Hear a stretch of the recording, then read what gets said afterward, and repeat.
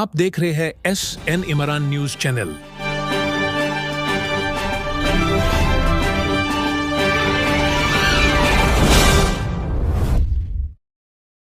जय हिंद साथियों, मैं इमरान और आप देख रहे हैं SN इमरान। SN इमरान की टीम अभी भवाना विधानसभा में मौजूद है और हमारे साथ भवाना ब्लॉक अध्यक्ष सदर आलम जी जुड़ गए। आइए हम उनसे बात करते हैं कि उनके क्षेत्र में क्या क्या बेसिक समस्या हम डायरेक्ट उनसे जुड़ते हैं और उन समस्या को हम आप दर्शकों के बीच रखते हैं।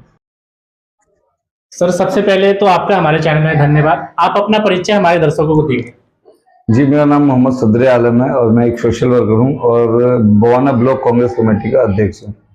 सर, आपके भवाना जय कॉलोनी में और भवाना विधानसभा में क्या क्या बेसिक समस्या है अभी भी? सर, एक्चुअली समस्या तो पूरे दिल्ली में, बट मैं जहां रहता हूं वहां की समस्या के बारे में बताऊंगा।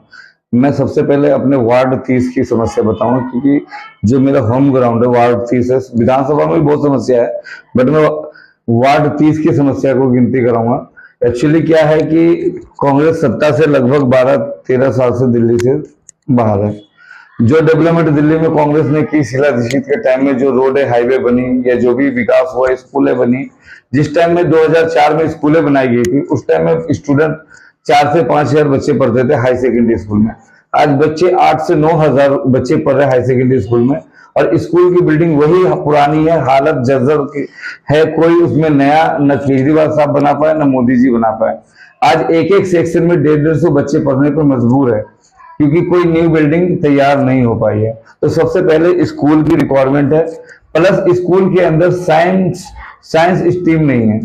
बहुत से बच्चे जो डॉक्टर इंजीनियर बनना चाहते हैं उसके सपने अधूरे रह जाते, क्योंकि जब स्कूल में साइंस पढ़ाया ही नहीं जाता तो डॉक्टर इंजीनियर कहाँ से बनेंगे। तो सेकेंड ये है, क्योंकि एजुकेशन जब पढ़ेगा इंडिया तभी आगे बढ़ेगा इंडिया। तो सबसे फर्स्ट एजुकेशन की है। सेकेंड, यहाँ पे सर हमें बसे हुए 21 साल हो गए, और 21 साल होने के बाद जो हमारे मकान बने थे वो काफी नीचे हो गए, पानी की रिसाव की वजह से धंस रहे हैं। तो यहाँ पे सीवर की रिक्वायरमेंट है, और केजरीवाल साहब ने भी घोषणा किया था कि सीवर देंगे। बीजेपी ने भी जो विधायक है यहाँ पे, जो मंत्री जी है, उनका भी घोषणा था कि सीवर देंगे। सांसद जी का भी था सीवर देंगे, वो दे कोई नहीं रहा है। एक दूसरे पे पहले टाला जाता था कि केंद्र काम नहीं करने देती है, राज्य काम नहीं करने देता है। अब दिल्ली की सत्ता तीनों एक ही पार्टी की है। LG भी इन्हीं का है, CM भी इन्हीं का है, PM भी इन्हीं का है, निगम भी इन्हीं का है, आपका विधानसभा भी इन्हीं का है, तो सांसद भी इन्हीं का है। अब इनके पास कोई एक्सक्यूज नहीं है, अब इनको काम करना चाहिए, जनता को काम चाहिए। सर, भवाना विधानसभा में 6 महीने हो गए बीजेपी की सरकार को, और आपके भवाना विधानसभा में खासकर रविंद्र इंद्राज जी MLA हैं, और एक बात और है कि वो कैबिनेट मंत्री भी है। तो 6 महीने में अभी आपके क्षेत्र में क्या क्या उन्होंने काम किया, क्या क्या नया प्रोजेक्ट लाया? सर, रविंद्र इंद्राज जी से मैं अपील करना चाहता हूँ, इस JJ कॉलोनी जो वार्ड 30 में जो भवाना विधानसभा में आता है, इसमें कभी बीजेपी को वोट नहीं मिला 5000 से ऊपर। मगर इस बार उन्होंने 8000 वोट जहाँ की जनता ने दिया उनको। उनसे कुछ एक्सपेक्टेशन था कि वो हमारे कॉलोनी में बेटर कर सकते हैं, बट एक्चुअली क्या है, अभी तक उनकी इलेक्शन 6 महीने 8 महीने हो गए जो आप बता रहे हैं, मगर आज तक उनके फंड से यहाँ पे एक ईंटा नहीं डला है, कुछ भी काम नहीं हुआ है। JKLM ब्लॉक जहां से इनको वोट भर के मिलता है, वहां पर पानी की बहुत बड़ी समस्या है, जो कि अभी तक किसी ने इनको पानी नहीं पहुंचा पाया। और वहां से वोट तो ले लेते हैं ये लोग और पानी का वादा करते हैं। मैं FGH JKL ब्लॉक की जनता के तरफ से अपील करता हूं कि वहां भी पानी पहुंचाया जाए, वो भी हमारा हिस्सा है। वहां की जनता को भी राइट है पानी पीने का, तो पानी का सबसे उनसे रिक्वेस्ट है कि पानी दिया जाए।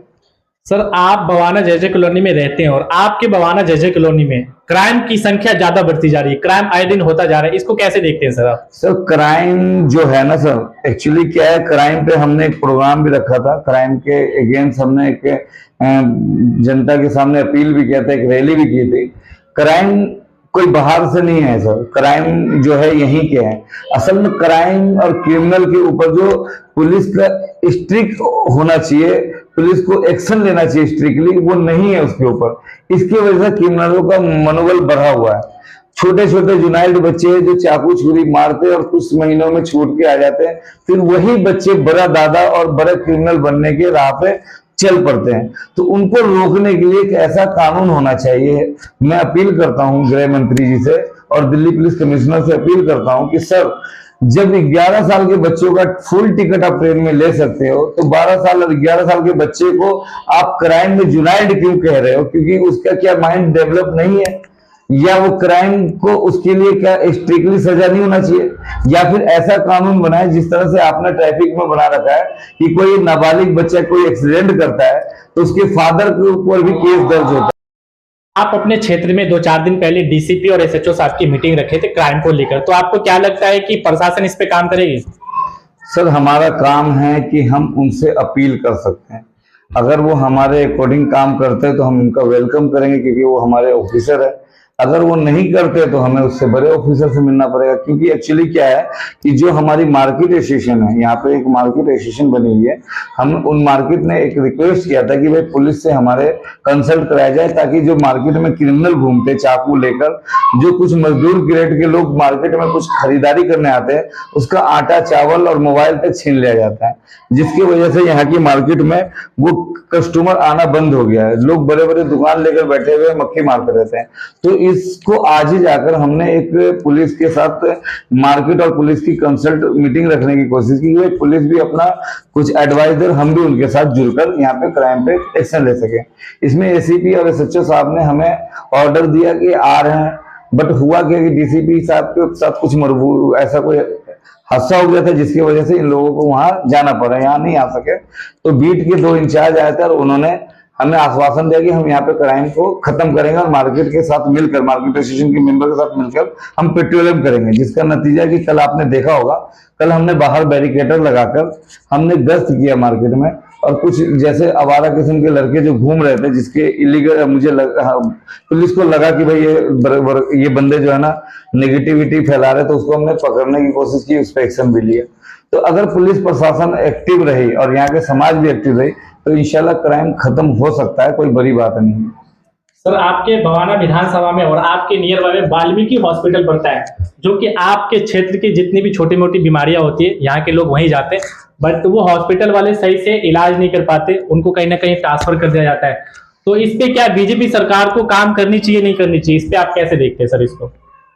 सर, ये हॉस्पिटल महर्षि वाल्मीकि हॉस्पिटल हमारे विधायक जी थे सुरेंद्र कुमार जी, उन्होंने इनकी नींव रखी और बनवाया शीला दीक्षित की सरकार में।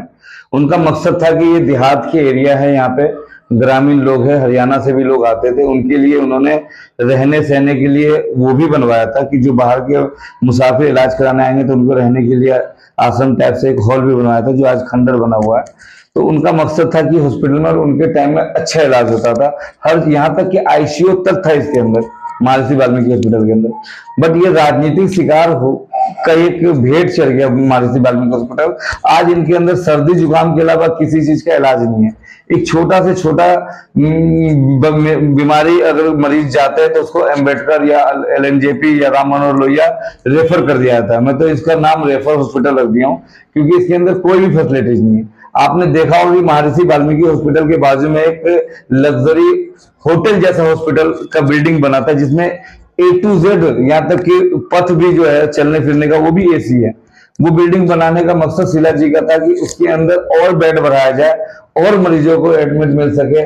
बट क्या है कि इन्होंने आईसीयू बंद कर दिया, इन्होंने बच्चों का सही ट्रीटमेंट बंद कर दिया, इनके पास अब डॉक्टर अवेलेबल नहीं, और जो है भी वो सही से ट्रीटमेंट नहीं करते। हमारी रिक्वेस्ट है बीजेपी सरकार से कि सर ये हॉस्पिटल को चालू किया जाए, ताकि यहाँ पे जो जे सलम में रहने वाले गरीब लोग हैं या ग्रामीण एरिया में रहने वाले लोग हैं, उनको इनका फायदा पहुंच सके जैसे पहले पहुंचता था। अभी के दौर में वोट चोरी का जो मुद्दा है बहुत ट्रेंड से चल रहा है, बहुत जोर शोरों से चल रही है। वोट चोरी को लेके राहुल गांधी जी ने रैली भी निकाली है। आपके क्षेत्र में कई लोगों के वोट कटे हैं और कई लोगों के वोट लिस्ट नाम से हट गया है, और कई ऐसे फ्रॉड वोट्स भी हैं, उसके बारे में आप थोड़ा सा मीडिया को बताएं, दर्शकों को बताएं।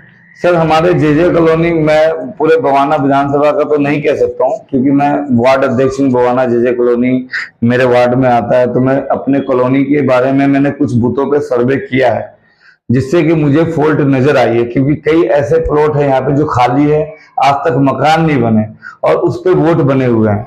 कई प्लॉट ऐसे हैं जिसपे 15 से ऊपर वोट बने हुए, और वहां पे 12 मीटर 18 मीटर का घर है, जो कि 15 लोग रह ही नहीं सकते, इम्पॉसिबल है। बट इसको हम अभी सर्वे करना चाह रहे हैं। अगर मैं सर्वे करके बहुत जल्द आपको दिखाऊंगा कि यहाँ पे मुझे जो मेरा जो अपना अनुमान है कि 3 से 5 हजार वोट यहाँ पे फर्जी है, क्योंकि मोदी जी के जिस टाइम में मोदी जी का क्रेज था, लोग मोदी मय में डूब रहे थे, उस टाइम में भी इस कॉलोनी में 5 हजार से ज्यादा वोट बीजेपी को नहीं मिला।